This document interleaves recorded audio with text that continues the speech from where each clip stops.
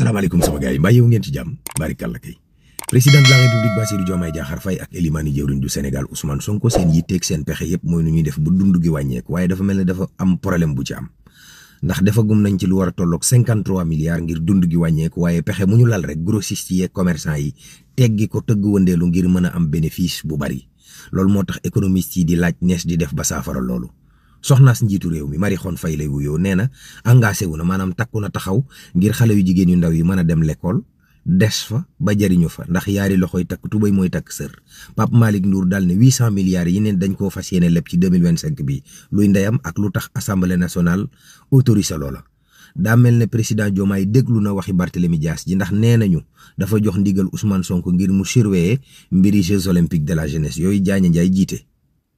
waaw waa ànd gësam wàcc nañ seen gerew ba ca secteuru santé ba ñi wàccul gerew bi kay mooy borom jakarta yi seen ngëbub suuf lañu yor rek fi mu nekk nii bëgg a xajamal cere Diomaye ji ndax nee nañu duñu wàcc benn yoon liñ leen teg attanuñ ko te duñu bàyyi benn yoon walay ndeysaan. Plaza cosmétique kër la gu doon jaay ay faux médicaments ak ay complément alimentaire gendarmerie teg na leen loxo Mame Matar Gueye mi fi porté woon plainte xale yu jigéen yi ne woon dañuy def ak marsub taati neen 31 décembre procureur nee na ku xam ñooña na ko wax ñan la ki njëkk a déclenché loola wallaay Koungheul dafa am xeex bu metti bu fa amoon ci ay diggantey sàmmkat yi ak baykat yi ba am kenn ku ci ñàkk bakkanam yal na ko yàlla yërëm. Waly Diouf Bodian nee na port autonome mu Dakaaru seen salaire weer wu nekk 30 milliards la ci toll